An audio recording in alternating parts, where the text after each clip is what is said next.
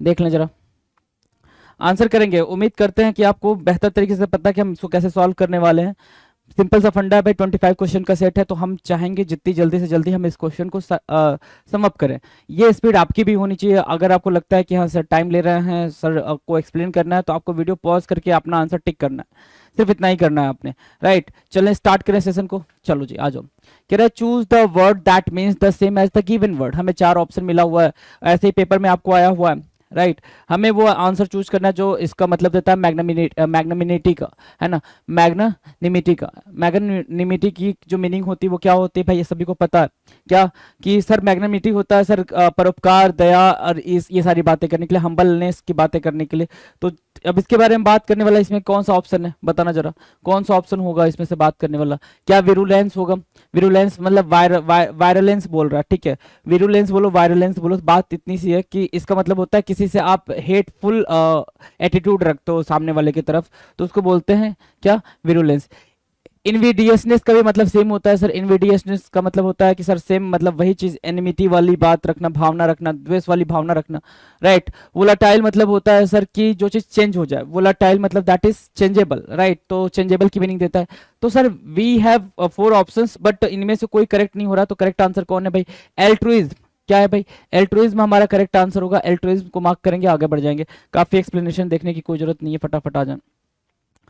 अगला क्वेश्चन क्या कह रहा है, अगला क्वेश्चन कह रहा है सर कि in the following question out of the given. सब एक और चीज इसके साथ साथ हम सीखते चलेंगे कि पेपर में हम क्वेश्चन को टैकल कैसे करते हैं।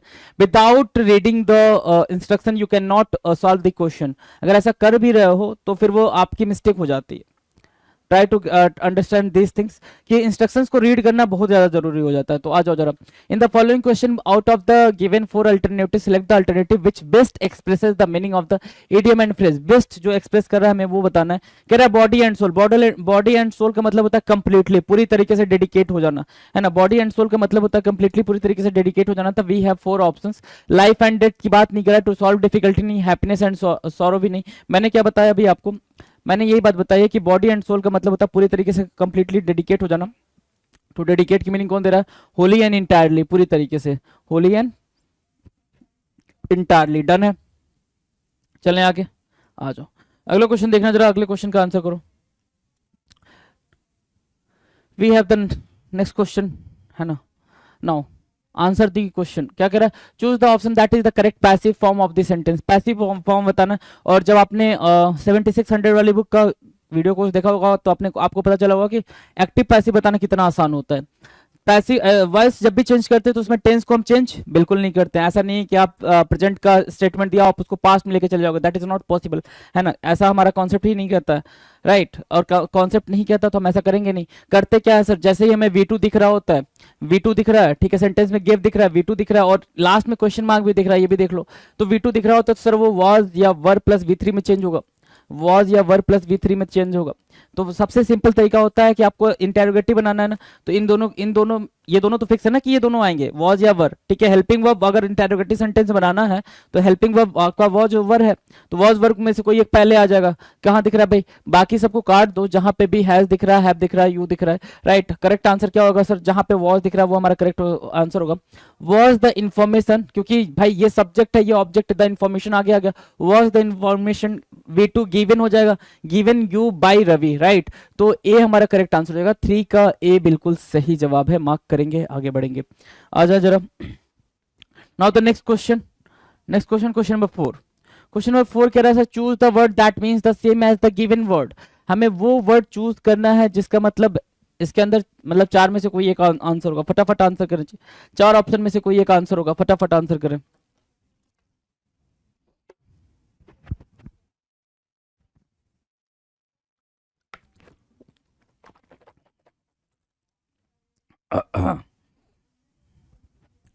बोलो भाई,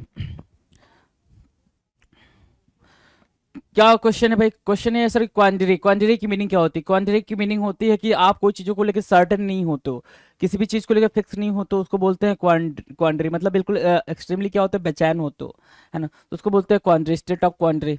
तो क्या उसको ब्रिज बोलेंगे, क्या उसको क्लिक बोलेंगे, क्या उसको सिंच, सिंच, सर सिंक भी नहीं बोलेंगे, क्लिक भी नहीं बोलेंगे, ब्रिज भी नहीं बोलेंगे, क्या बोलते हैं सर उसको, इम्पैस बोलते हैं। क्या इम्पैस, ठीक है, तो ए 4 का ए आपका करेक्ट आंसर होगा, मार्क करो, आगे बढ़ जाओ। अगला क्या कह रहा है, choose the sentence with no spelling error. हमें ऐसा सेंटेंस चूज करना है जिसमें कोई स्पेलिंग एरर नहीं हो, राइट। तो हम गलती क्या करते हैं पेपर में क्या गलती करते हैं सर, जब चूज करने जाते हैं ना तो हमें इतनी ज्यादा एक्साइटमेंट होती है सेंटेंस को देख के कि हम भूल जाते हैं कि कौन सा वाला आंसर हमारा करेक्ट है। कह रहा है यू रेमिंड, रेमिंड क्या होता है भाई, रेमिंड तो होगा नहीं, अगेन वही बात बोल रहा है, यू रेमिंड, रेमिंडे, राइट, ये भी नहीं होगा सर, ये वर्ड है ही नहीं। You remind me of someone, ठीक है ना, you remind me of someone I new ones, you remind me of someone I new ones. ध्यान से देखेंगे यहाँ पे स्पेलिंग एरर होना था, पेपर में तो यही था, ऐसा कुछ था, पेपर में ऐसा कुछ था। इसकी प्लेस पे आप क्या लगाओगे,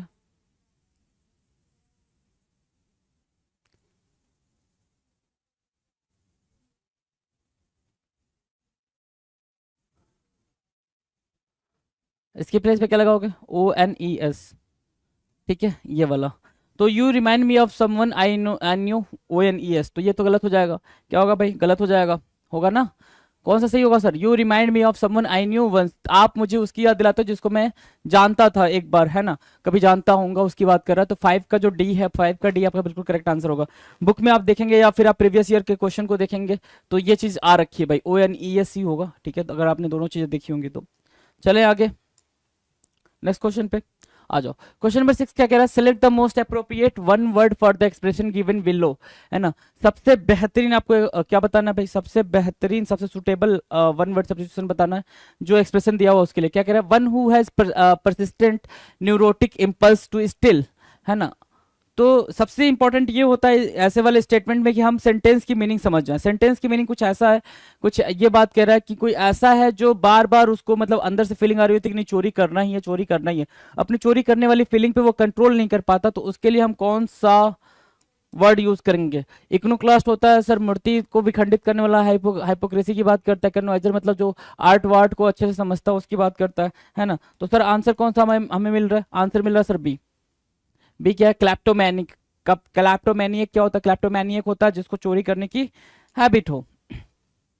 आगे बताएंगे, ये भी बहुत ही इजी है। क्या कह रहा है, choose the word that is opposite in meaning to the given word. अब ध्यान से देखो, सेम मीनिंग नहीं बताना है, क्या बताना है भाई, अपोजिट मीनिंग बतानी है। क्या बतानी है, अपोजिट मीनिंग बतानी है। अपोजिट पेटर नहीं, अर्क नहीं, सरकमवेंट नहीं, फोस्टर। क्या होगा सर, फ्रस्ट्रेट की जो मीनिंग होगी वो क्या होगी, फोस्टर होगी, राइट, डन। चलो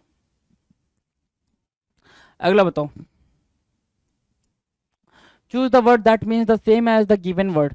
एपोलोजेटिक, एपोलोजेटिक क्या होता है सर, क्या वो सॉलिड होगा, क्या वो कंट्राइट। अपोलोजेटिक मतलब क्या होता है, सेम सेम मीनिंग बताना ना, अपोजिट नहीं बताना। अपोलोजेटिक मतलब माफी मांगना।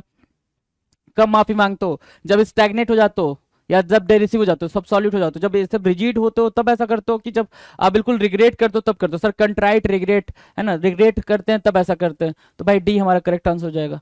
8 का जो डी है, 8 का डी हमारा बिल्कुल सही जवाब है, 8 का डी बिल्कुल सही जवाब है, मार्क करो, आगे आ जाओ। 9, क्वेश्चन नंबर 9 क्या कह रहा है, क्वेश्चन नंबर 9 कह रहा है sir, find the part of the given sentence that has an error in it, if there is no error choose no error the recent discovery. अच्छा, हमें इसमें एरर देखना नहीं देखना, जो भी देखना है इसमें देखना है। कह रहा है the recent discoveries have Ryzen, okay, Ryzen hopes about possible applications. आपको ही पता है हैव प्लस V3 होता है, हैव के साथ V3 आता है, क्योंकि द रिसेंट डिस्कवरीज के बारे में बात कर रहे हैं और डिस्कवरीज अपने आप में प्लूरल होता है, तो उसके साथ हैव तो ले लिया आपने, लेकिन हैव के साथ V3 लोगे तो क्या होगा भाई, रेज्ड होगा ना, या राइज्ड होगा, ठीक है। तो यहाँ पे ए वाले पार्ट में हमारा क्या होगा भाई, एरर होगा, बाकी को काट दो। 9 के ए पार्ट में क्या होगा, एरर होगा, डन। चलो 10, क्वेश्चन नंबर 10 बताओ। 10 क्या कह रहा है, fill in the blank with an appropriate option. 4 option दिया गया है, हमें कोई एक ऑप्शन से जो अप्रोप्रिएट ऑप्शन है उससे हमें अपने गैप को फिल करना है। गैप क्या कह रहा है, माई फीट डोंट टच, मैंने तो भाई आंसर बोल दिया है ना। चलो माई फीट डोंट डैश, क्योंकि फीट के साथ जब भी आप आते हो तो टच वच की बात करते हो। ऑप्शन में टच दिया हुआ है, ना प्यूरिफाई करना होगा, ना डील करना होगा, ना स्लैप करना होगा, क्या होगा भाई, टच होगा। My feet don't touch the ground for the rest of the day, पूरे दिन मेरा पैर ग्राउंड को टच नहीं करता, ऐसा बोल रहा है। तो 10 का बी हमारा करेक्ट आंसर है, 10 का बी क्या है, बिल्कुल सही जवाब है, मार्क किया, इजी था। चलो नाउ पेपर ये वाला जो सेट था काफी इजी था ना। आते ही हैं आपको चीजें, मोस्ट ऑफ द चीजें आती हैं।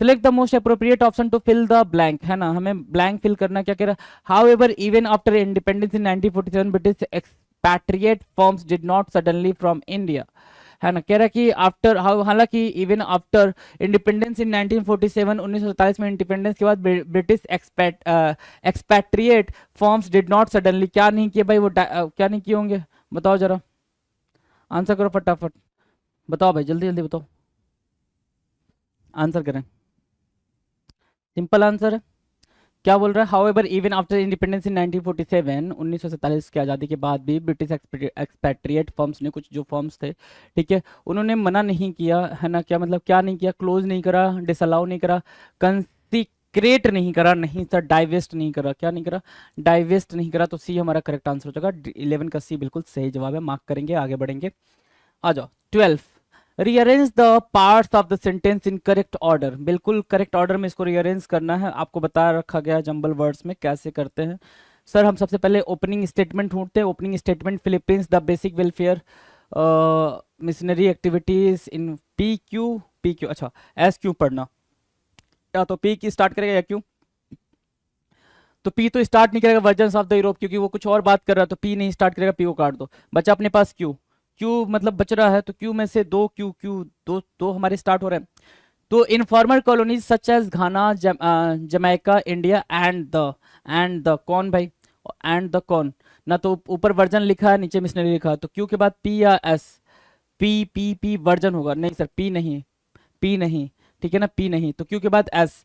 अब जरा देखना क्या सही हो रहा है, कह रहा है informal colonies such as Ghana, Jamaica, India and the Philippines the basic welfare services grew out of modified, उसके बाद देखना क्या, versions of the European poor laws, charitable and informal colonies such as Ghana, Jamaica, नहीं and के बाद से missionary activities and the, हाँ जी बिल्कुल बी आपका करेक्ट आंसर होगा, बी को मार्क करके चलें, बी आपका करेक्ट आंसर है जी, बिल्कुल सही जवाब। चलें आगे, आ जाओ 13 क्या कह रहा है, choose the word that can substitute the given group of words, study of heavenly bodies, है ना, क्या कहते हैं भाई, study of heavenly, one word substitution है, मैंने बताया भी था, वन वर्ड कराते टाइम आपको 3 से 4 क्वेश्चन आपको प्री में डेफिनेटली देखने को मिलेंगे, तो देखो भाई देखने को मिल भी रहे हैं, ठीक है।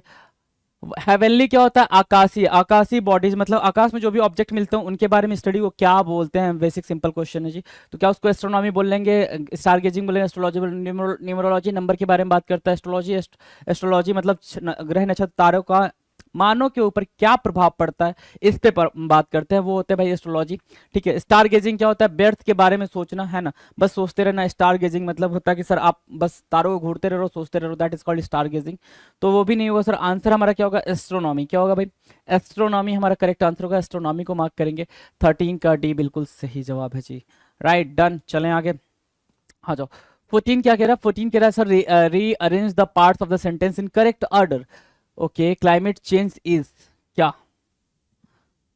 क्लाइमेट चेंज इज,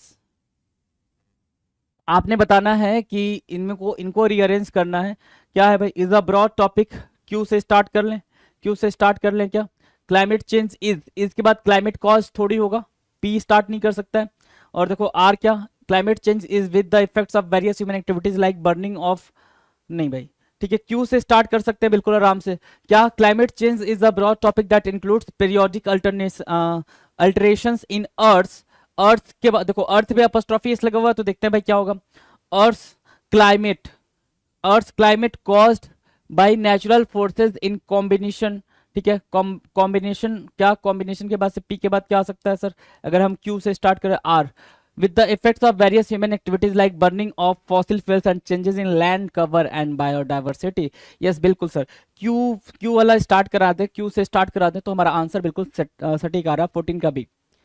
नाउ 15 क्या कह रहा है, सिलेक्ट द, बिल्कुल इजी है भाई, इससे इजी कोई क्वेश्चन नहीं मिलेगा, select the correct indirect form of the given sentence, आपको बताया जा चुका है डायरेक्ट इनडायरेक्ट आते टाइम की डायरेक्ट कैसे करते हैं, कह रहा है द सेज सेड, सेज ने कहा, ये पूरा पूरा क्या है भाई, सेज मतलब सेंट ने, है ना, ये पूरा पूरा क्या है सर, ये पूरा का पूरा डायरेक्ट स्पीच है, डायरेक्ट स्पीच है, इसको इनडायरेक्ट में चेंज करोगे, टेंस क्या है सर इसकी, सर टेंस जाने से पहले हम ये देख सकते हैं कि ये जो बात कही गई ये पूरी पूरी यूनिवर्सल फैक्ट है, यूनिवर्सल फैक्ट है, और यूनिवर्सल फैक्ट में हम कोई भी चेंज नहीं करते हैं, जब कोई चेंज नहीं कर सकते तो जरा देखना ये सेम बात कहाँ लिखी गई है, man proposes and God disposes, पहली लाइन में लिखी गई है क्या, बाकी दूसरी लाइन में मैन प्रपोज लिखा गया है, मैन प्रपोज लिखा गया और मैन हैड प्रपोज लिखा गया, तो ए आपका 15 का ए बिल्कुल सही जवाब है, मार्क करें।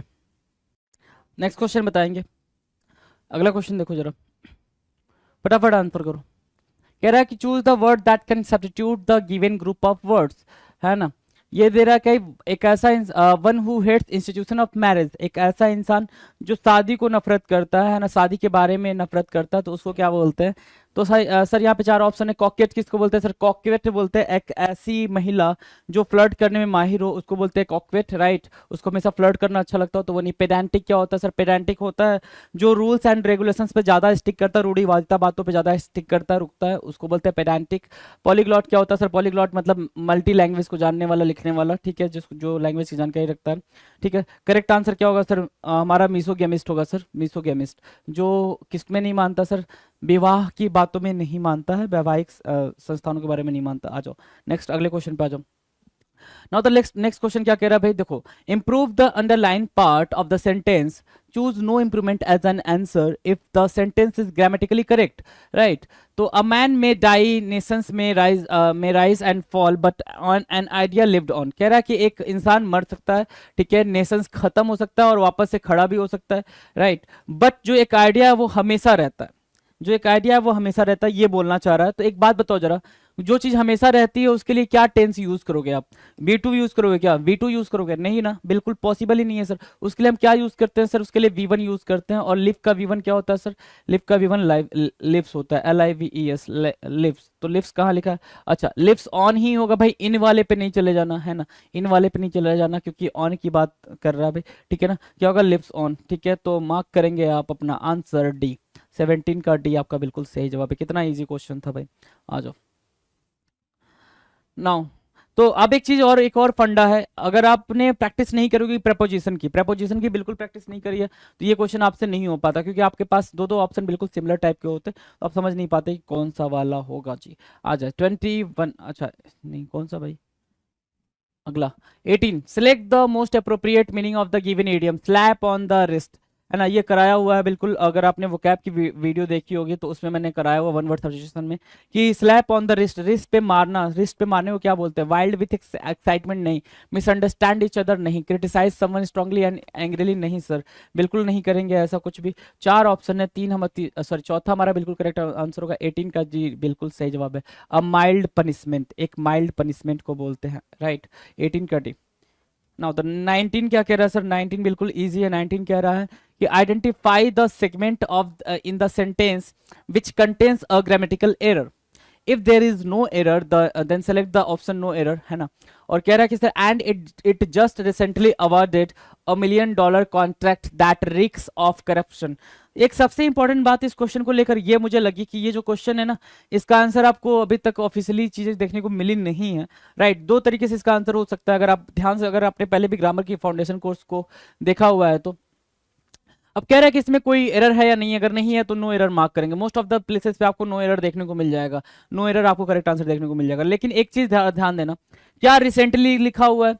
रिसेंटली लिखा हुआ है बिल्कुल, और इसके साथ जस्ट भी लिखा हुआ है ना। क्या लिखा हुआ है सर? जस्ट लिखा हुआ। क्या मीनिंग होती है दोनों की सर? ऑलमोस्ट सेम होती है ना, जस्ट और रिसेंटली की मीनिंग सेम होती है। और हमें पता है क्या कि हम चीजों को सुपरफ्लुअस नहीं बनाते हैं, चीजों को हम सुपरफ्लुअस बनाते ही नहीं है, ठीक है। तो हम क्या करेंगे, या तो जस्ट को हटा देंगे या रिसेंटली को हटा देंगे। तो आपको क्या दिख रहा है सर? जस्ट पहले आया, रिसेंटली बाद में आया, तो हम रिसेंटली को हटा देंगे क्या। And it just awarded $1 million contract that risk of corruption. तो अगर उस तरीके से देखोगे तो एरर इसमें है, और नहीं तो फिर नो एरर मार्क करके चलेंगे। तो आप की अपनी सुविधा, नो एरर मार्क करके चलने चाहे जैसे आपको समझ आए। आ जाओ क्वेश्चन नंबर 20 क्या कह रहा है? Choose the incorrectly spelled word, है ना। मैंने ये वोकैब कराते टाइम भी बताया था कि स्पेलिंग लिखते जाना, क्यों? क्योंकि स्पेलिंग लिखोगे तो तुम्हें आइडिया होगा कि भाई कहाँ पे कौन सी स्पेलिंग सही लिखी जा रही है, कौन सी गलत लिखी जा रही है, क्योंकि मिस स्पेल वर्ड आएंगे ही आएंगे पेपर में और हमें उसको करेक्ट करना पड़ेगा, राइट। और वो करना पड़ेगा तो हमारे सामने 4 ऑप्शन है। क्या ब्लूम है? नहीं सर। क्या ग्लूमी है? नहीं सर। क्या ब्रूम है? नहीं सर। साउट, SHOUT होना चाहिए था, SHUOT बोल दिया है सर, तो ये हमारा करेक्ट आंसर होगा सर। SHOUT होना चाहिए था इसकी जगह पे, SHOUT, राइट। तो 20 का सी हमारा बिल्कुल करेक्ट आंसर है। 20 का सी क्या है? कतई करेक्ट आंसर है, मार्क करेंगे। ओके जी, क्लोज टेस्ट 25 क्वेश्चंस आएंगे ही आएंगे। 25 क्वेश्चन का एक सेट आएगा पूरा का पूरा, 25 क्वेश्चन, सॉरी 25 मतलब सॉरी 5 क्वेश्चन का पूरा पूरा सेट आएगा, 25 क्वेश्चन का नहीं आएगा, 5 क्वेश्चन का आएगा। क्लोज टेस्ट की अहमियत बढ़ गई आपके पेपर में। आज हम जरा रीड करेंगे। मेरा पहला आपको बताया हुआ क्या टॉस था भाई, अगर याद हो आपको, मैंने यही बताया था आपसे कि जो ये पूरा का पूरा देता है पैसेज, उसको एक बार में पढ़ जाओ पूरा पूरा, है ना। Many fruits and vegetables change dash as they ripen, for example tomatoes, strawberries and red bell peppers all change from green to red. Color is just one way along with size, texture and smell that you can tell if a fruit or vegetable is dashed to be harvested or eaten. Imagine a factory that dashes strawberries into plastic containers to be dashed to grocery stores across the country. It might be useful to have a machine that automatically dashes any green strawberries that were picked before they were ripe.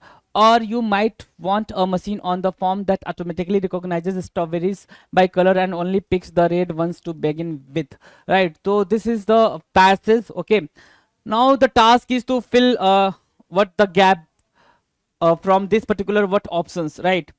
इनसे हमें fill करना, जरा देखना क्या कह रहा है। Many fruits and vegetable change करते हैं भाई, जैसे वो पक जाते हैं तो क्या चेंज करेंगे, क्या वो अपने शेप को चेंज करेंगे पकने के बाद से, क्या वो अपने क्लोथ को चेंज करेंगे या साइज को, नहीं सर कलर को चेंज करेंगे, क्योंकि आप पहले ही आगे। अच्छा ये बात कैसे पता चल रही है कि अपने कलर को चेंज करेंगे, तो भाई आगे रीड करो ना कि tomatoes, strawberries, red bells peppers ये सब चेंज हो रहे हैं, तो वो ग्रीन से रेड में हो रहे हैं, तो कलर की बात कर रहा है, कपड़े थोड़ी चेंज करेंगे वो, राइट। तो सी हमारा करेक्ट आंसर हो जाएगा, 21 का सी हो जाएगा। आ जाओ आगे। 22 क्या कह रहा है, 22 वाला कहाँ है। Colour is just one way along with size, texture and smell that you can tell if a fruit or vegetable is dash to be harvested or eaten. अब बताओ ये चीज तब कब बोलोगे, ये चीज कब बोलोगे, क्या स्टेडी होगा वहां पे, वेजिटेबल इज स्टेडी, नहीं सर। क्या वेजिटेबल इज ट्रेपिड, नहीं सर। ठीक है, क्या वेजिटेबल इज सोबर, नहीं सर। क्या वो रेडी है किस चीज के लिए भाई, हार्वेस्ट करने के लिए या खाए जाने के लिए, तो रेडी को मार्क करोगे ना, रेडी को मार्क करोगे, डी को मार्क करोगे। 2022 का 22 का क्या होगा भाई, डी होगा, राइट। चलो 23 क्या कह रहा है, 23 कह रहा है sir imagine a factory that dash strawberries into plastic containers to be. क्या कर रहा होगा भाई, अगर प्लास्टिक कंटेनर में रखने की बात कर रहा है ना, रखने की बात कर रहा है तो पैक करेगा, ना ही ब्रेक करेगा, ना ही टेप करेगा, ना ही हॉल्ट करेगा, क्या करेगा भाई, पैक करेगा। तो 23 का ए आपका करेक्ट आंसर होगा, 23 के ए को भी मार्क करेंगे और आगे बढ़ेंगे, राइट। 24 देखें, 24 क्या कह रहा है सर, 24 कह रहा है कि पैक करने के बाद से कंटेनर्स टू बी पैक, है ना, नहीं एक second. Imagine a factory that packs strawberries into plastic container to be, क्या क्या करने के लिए भाई, मैनेज करने के लिए, सूटेड करने के लिए, अकाउंटेड टू, नो भाई, ये सब किसके लिए करेगा भाई, शिप करने के लिए ना, उसको भेजने के लिए, उसको क्या करने के लिए, डिलीवर करने के लिए, तो शिप्ड ऑफ होगा। To grocery stores across the country, it might be useful to have a machine that automatically क्या करेगा भाई, ऑटोमेटिकली क्या करेगा, सस्टेन करेगा, डिटेंस करेगा, प्रोसीड करेगा, रिजेक्ट करेगा। आगे पढ़ लेते क्या करेगा, any green strawberries that were picked before they were ripe, or you might want a machine on the farm that automatically recognizes strawberries by color and only picks the red ones to begin with। तो simple सी बात है, reject कर देगा ना, reject कर देगा तो D हमारा करेक्ट आंसर होगा जी, डी बिल्कुल सही जवाब होगा। ये बढ़ रहे भाई आपके 25 क्वेश्चंस, 25 क्वेश्चंस का पूरा पूरा सेट हमने कर दिया, आगे कोई क्वेश्चन नहीं है। आई होप आपको चीज़ें समझ में आई होंगी, बिल्कुल सिंपल सी बात है, प्रैक्टिस ही करना है हमें, जितनी जल्दी प्रैक्टिस करोगे उतनी जल्दी चीज़ों को सीख जाओगे, है ना। और प्रैक्टिस क्यों जरूरी है का, अच्छा आप बोलोगे सर हमने तो ये बुक और वो बुक फलाने दिमागे कर ली, ये प्रैक्टिस इसलिए जरूरी है कि अभी इसमें हमने 23 या 20 मिनट से ज़्यादा ले लिए, धीरे धीरे ये स्पीड बढ़ेगी, स्पीड बढ़ेगी तो आपको धीरे धीरे पता चलेगा कि अच्छा जी 15 मिनट में भी ये क्वेश्चन हो सकते थे, अच्छा जी ये 10 मिनट में ये पूरा पूरा सेट कर सकते थे हम। इंग्लिश ऐसी लैंग्वेज है कि जो आप 10 to 15 मिनट्स के अंदर सम अप कर सकते हो टायर 1 के अंदर, राइट। और आप जो स्ट्रेटजी लेके चलनी है वो ऐसी कुछ लेके चलनी है कि 10 से 15 मिनट्स के अंदर हम इसको सम अप करें, खत्म करें, एंड करें, right. So thank you so much, मिलते हैं अपने अगले वीडियो में स्ट्रेटजी के साथ, थैंक यू।